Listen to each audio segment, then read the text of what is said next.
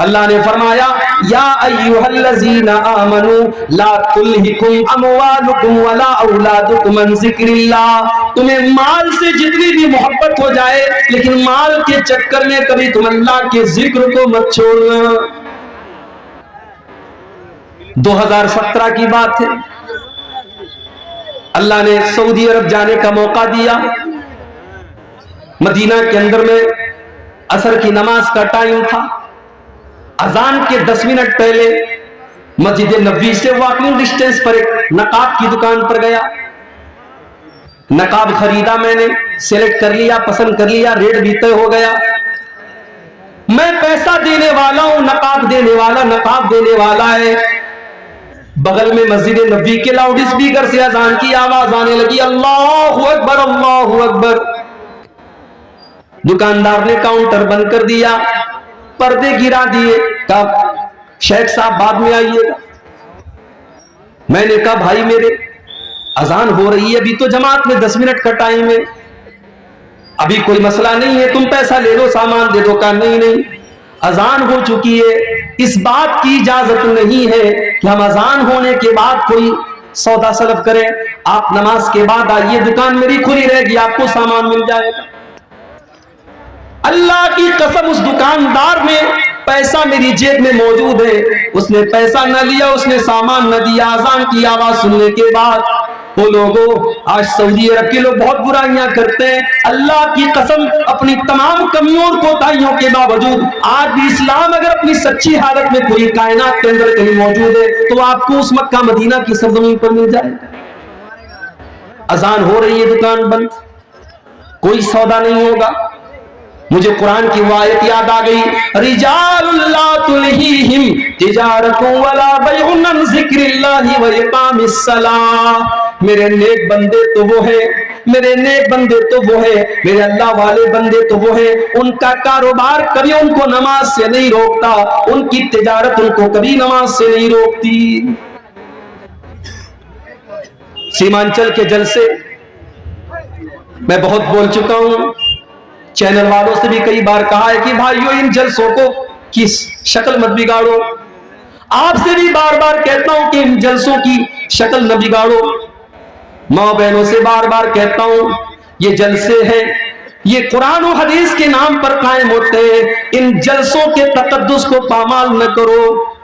जवान जवान लड़कियां सज धज करके, मेकअप करके, सवर करके इन जलसों में आ रही हैं, और वो बाश और बदमाश किस्म के लड़के रास्तों पर घूम रहे हैं। मेरे भाइयों, अगर जलसों का यही मकसद है तो अल्लाह के वास्ते इन जलसों को बंद कर दीजिए। चैनल वालों, आपने गली गली नुक्कड़ नुक्कड़ चैनल खोले, तकरीरों के एक तकरीर के 50-50 रिकॉर्ड करने वाले कैमरे लगे हुए, तकरीरों को आपने रिकॉर्ड किया।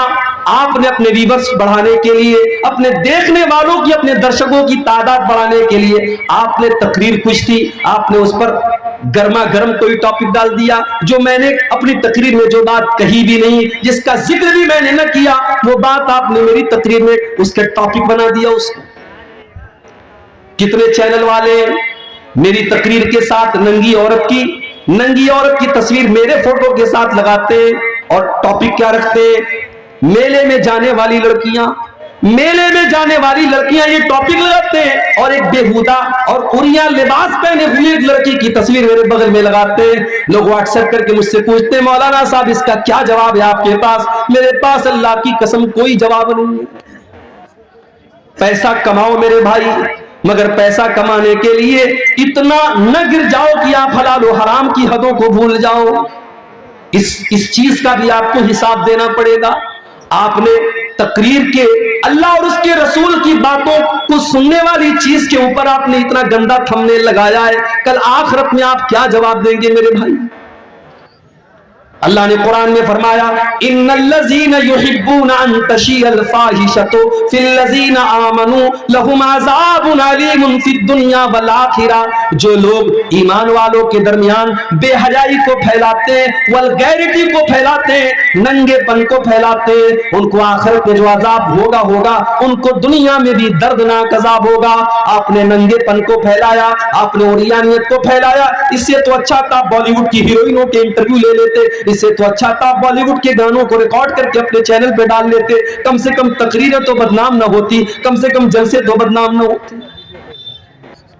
क्या हो रहा है मेरे भाई, जलसों के नाम पर क्या क्या हो रहा है हमारे यहाँ, क्या क्या खुराफात हो रही है। इतने जलसे हो रहे हैं मगर हमारा नौजवान नमाज से आज भी दूर है।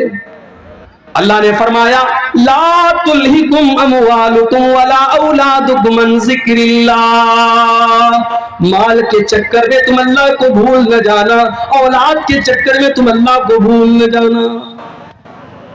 और आज अगर कोई अल्लाह को भूल गया, उसकी जिंदगी में सब कुछ है, अल्लाह नहीं है, अल्लाह का जिक्र नहीं है, नमाज नहीं है, अल्लाह को याद नहीं करता है, तो दुनिया में तो जो होगा होगा, आखिरत में क्या होगा। वमन आरदान जिक्री फइन्न लहू मईशतन ज़न्का, जो हमें याद नहीं करेगा, जिसकी जिंदगी में सब कुछ होगा लेकिन अल्लाह नहीं होगा, उसकी जिंदगी को हम बेचैनी वाली जिंदगी बना देंगे।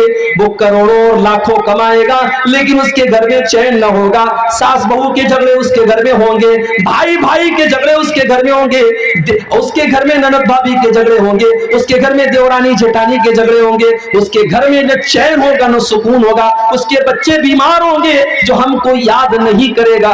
फ़इन्न लहू मईशतन ज़न्का, उसकी जिंदगी बेचैनी वाली बन जाएगी। वनहशुरुहु यौमल क़ियामति आमा, और कल क़यामत के दिन में से इंसान को अंधा बना करके उठाएंगे। क़ाल रब्बि लिमा हशरतनी आमा, वो कहेगा अल्लाह मैं तो दुनिया में अच्छा खासा देखा करता था, मैं आज अंधा कैसे हो गया। अल्लाह फरमाएगा कदालिका तत्का आयातुना फनसीतहा व कदालिकल यौम तुनसा, मेरे बंदे तेरे सामने कुरान की आयतें पढ़ी गई, तेरे सामने नमाज की अहमियत बताई गई, तेरे सामने बेहयाई की बुराई की गई, मगर तू बेहयाई के काम करता रहा, तू नमाज को छोड़ता रहा, तू अल्लाह की याद से गाफिल रहा। जब तू दुनिया में अंधा बन गया तो आज हमने तुझको अंधा बना दिया। तो ये पहली आयत है कि अपने माल और औलाद के चक्कर में अल्लाह को मत भूलो। वमन यफ़अल ज़ालिका, और जो माल के चक्कर में अल्लाह को भूल जाएगा, जो औलाद के चक्कर में अल्लाह को भूल जाएगा, फ़उलाइका हुमुल खासिरून, उससे ज्यादा घाटे का सौदा कोई नहीं कर रहा है। हम ये समझ रहे हैं कि साहब हम दुकान कर रहे हैं नमाज छोड़ करके, हमारी दुकान में बड़ी बरकत हो रही, बड़ा पैसा आ रहा है। नहीं, पैसा तो आ रहा है मगर आप घाटे का सौदा कर रहे हैं। जानते हो फायदे का सौदा किसको कहते हैं? आओ एक मिसाल आपको देता हूं, फायदे का सौदा किसको कहते हैं। अल्लाह के नबी अपने साहबा के साथ बैठे हुए, एक सहाबी आते, अय अल्लाह के नबी मैं अपने बाग की चहार दीवारी कर रहा हूं, मेरा खजूरों का बाग है, मैं उसकी बाउंड्री कर रहा हूं, और बाउंड्री करने में मेरे पड़ोसी का एक खजूर का पेड़ आ रहा है, मैं उससे कह रहा हूं कि ये खजूरों का पेड़ तुम मुझे दे दो, लेकिन वो मुझे देने को तैयार नहीं है। नबी अकरम ने उसको बुलाया, कहा भाई अपने बाग की बाउंड्री कर रहा है, तुम्हारा एक पेड़ इसकी बाउंड्री के रास्ते में आ रहा है, तुम अपने पेड़ की जो मुनासिब कीमत है दे दो। उसने कहा नहीं मैं नहीं दे सकता। उसने कहा मैं ये पेड़ नहीं दे सकता। अल्लाह के नबी ने फरमाया कि तो बताओ तुम्हें क्या चाहिए। उसने कहा हाँ, अगर इस एक खजूर के पेड़ के बदले में मुझे पूरा एक बाग दे दिया जाए तो मैं वो बाग के बदले में मैं एक खजूर का पेड़ दे दूंगा। नबी अकरम ने अपने सहाबा से कहा, ऐ मेरे सहाबा, कोई है जो इस पेड़ को खरीद ले, मैं उसको जन्नत की गारंटी देता हूं, इससे बेहतर खजूरों का बाग उसको जन्नत में मिलेगा। कोई है अल्लाह का बंदा जो अपना खजूरों का बाग इसको दे दे और इसका ये पेड़ खरीद ले। एक सहाबी खड़े हो गए, उनका नाम था अबू दहदा। उन्होंने कहा अल्लाह के नबी, मेरा एक बहुत बड़ा खजूरों का बाग है, मैं आपको गवाह बना करके कहता हूं कि मैं अपना खजूरों का बाग इसको दे रहा हूं, और इसका वो एक खजूर का पेड़ मैं लेकर के अपने इस सहाबी भाई को दे रहा हूं। सौदा डन हो गया। अबू दादा दौड़े दौड़े घर आए, उनकी बीवी उसी बाग में गई हुई थी। मुस्नद अहमद के अल्फाज हैं,